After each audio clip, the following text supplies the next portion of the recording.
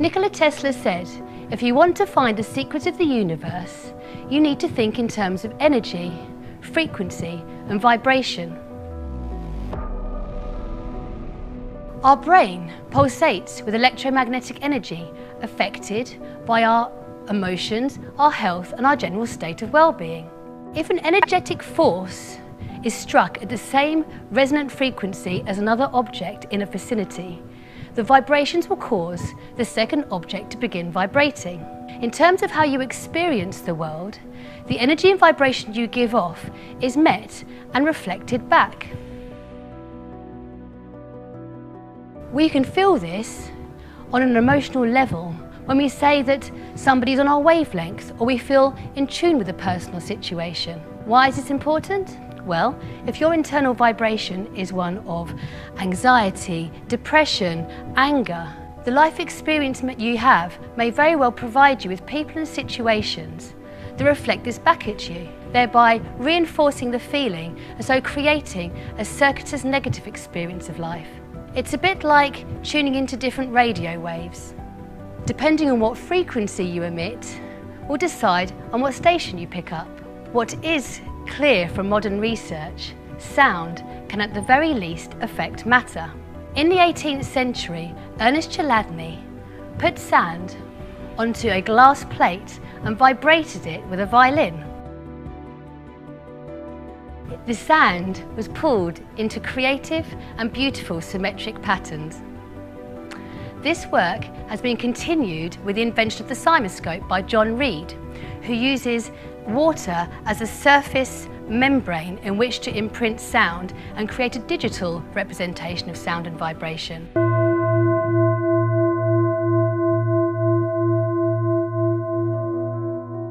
Notice the symmetrical shapes and the similarities to those found in sacred geometry and within the harmonious shapes found in nature.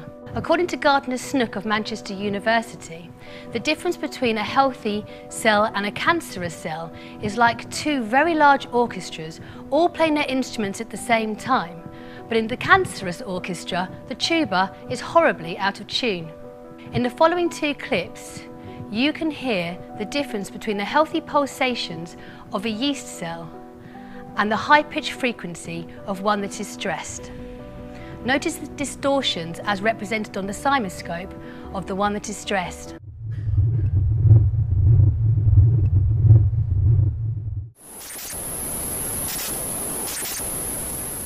Through the latest experiments using microcymatics, it has been suggested that through the principle of entrainment, whereby a more powerful frequency causes a weaker frequency to synchronize with it, we can excite the membrane of a cell into coherent geometrical patterns. Therefore, if we direct harmonious sound towards our bodies, we are able to bring our cells into their own optimum frequency. Not only do we vibrate on a cellular level, our consciousness, our thoughts and emotions all have their own energetic imprint. Masaru Emoto, in his book The Secret Life of Water, exposed water to harmonious sounds, healing thoughts and prayer, as well as dissonant music and negative thoughts. He then froze the water and took photographs of the water crystals. The water that had been exposed to the harmonious sounds and the healing thoughts and prayer created beautiful and geometric water crystals, and those that didn't were misshapen or not present at all. Many scientists and philosophers have pondered, where does consciousness and our thoughts arise from? Whether you believe this is from a God-given source or from somewhere deep inside the brain, latest research has discovered that it is through our bodily responses to it, is in quantum vibrations found in microtubules within brain neurons. Therefore, as we have already found out, if by putting harmonious thoughts into our brains, we can turn our perceptions and our thoughts from chaos to beauty. We've all used music to calm and energize ourselves. I have subsequently discovered that the perfect fifth harmonic, as found in Baroque music, is one of the most healing harmonic arrangements there is, being both expansive and stable. By creating a steady rhythm through the use of Baroque music, toning a single vowel, or through the use of a gong, a Himalayan bowl, or through a mother singing a lullaby to her child, the left and right hemispheres of the brain begin to resonate to a steady rhythm, bringing together the more linear left side with a more emotional and creative right. The subconscious and unconscious minds become aligned. Unresolved issues are released, and you become more vibrationally coherent and increasingly powerful.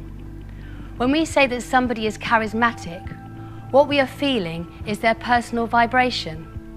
When this happens, life starts to flow and those serendipitous moments increase. Why? We cannot solve problems using the same kind of thinking we had when we created them. We can change our thoughts and so change the way we perceive the world. We start to see the world through a truthful lens, being curious of the opportunities presented to us. We respond creatively to situations, taking action that perhaps others might not, and perhaps we have not done in the past. It is at this moment, those serendipitous moments that seem so random and elusive, start to become more frequent and expected. Because not only are we tuned into a more enjoyable radio station, we become less passive and more active at steering our course, whereby we can live a life more expansive and increasingly joy-filled.